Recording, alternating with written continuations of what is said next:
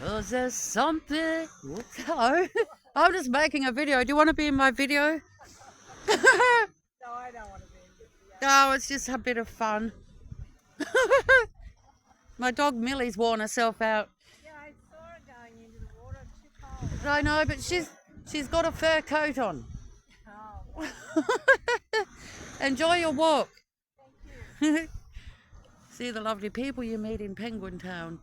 I was about to sing "There's something in a Sunday makes a body feel alone," and I said to a friend of mine years ago who his wife passed away, and I said, "You talk about her more on a Sunday than any other day of the week," and he was surprised, and he said, "Did I?" And I said, "There's something about a Sunday that makes you reflect because it is the first day of the week, maybe the first day of the week without someone, whether it be a partner, a lover, parents, child."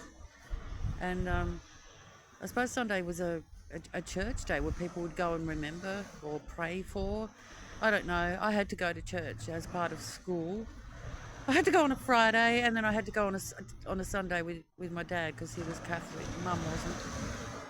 It was tedious. It was boring. The only thing I enjoyed was communion until Dad said you can't go to communion unless you've been to confession. So I went to confession. Didn't have a lot to say there that was really true, other than I didn't help Mum with the washing up.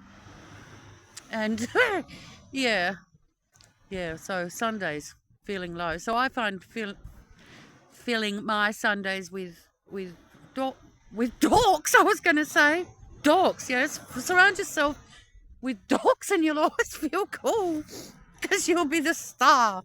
No, with walks. So I like a Sunday walk as opposed to a drive.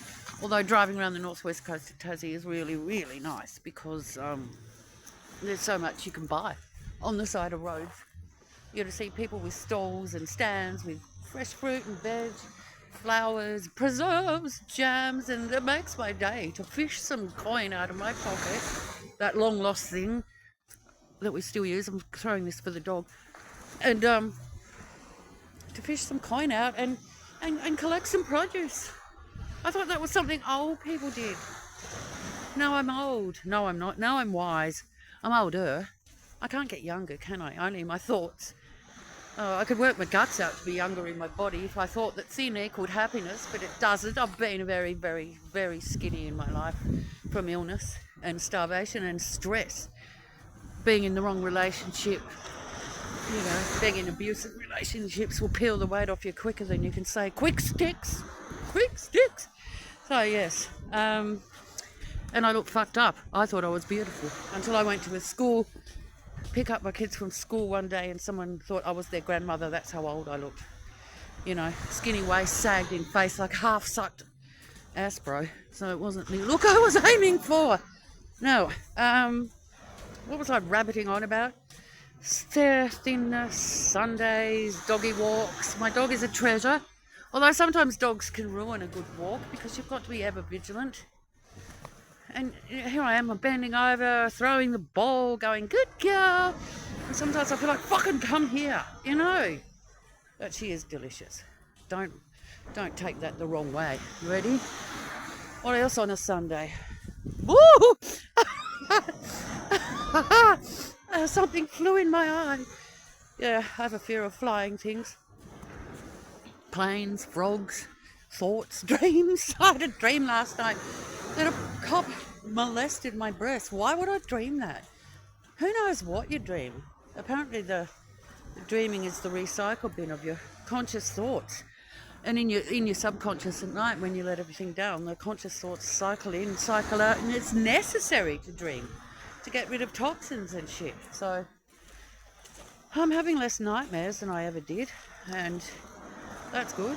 So maybe talking it out has been fucking amazing. Writing it out's been fucking amazing. I can tell you that for nothing. Since I wrote my book, No Excuse, about sexual abuse, addiction, the process of writing it was not horrendous. It was dreamlike for a start.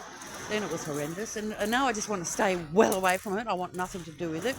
But I will revisit it and share it when I'm ready to take the flak. It could be imaginary flak. Maybe the people who are going to beat me up are the people who beat me up in my past over lying about sexual abuse. You know, maybe people will actually embrace me. I hope someone says to me, look, that helped me. One girl has said that helped me when I told her about writing it, and she's writing it out now, and, you know, that makes me feel phenomenal. You can see that the sky's starting to get a tinge of pink. Red sky at night, sailor's delight. Ooh. Come on, Millie. So I'm in Penguin again because I find the Penguin residents are just beautiful people. And, you know, I don't see kids running amok and, you know, sucking on bongs or acting the goat, you know. And it's all down to the parenting. But, I mean, some parents just don't know. They don't know any better. It's generational. It's sad. But kids are kids. I just say when there's one-on-one parenting time and things are explained and the kid feels valued and loved, it's just so much difference. Anyway, I'm approaching a crank who's doing the same thing as me, making a video. So I'm going to wind mine down so I don't video him. And I was watching something soulful last night. And I was thinking about how your expressions change as you watch things, as you get older. When I was a teenager, I'd watch things like, you know, sullen, moody, not reacting much. Now I watch things like,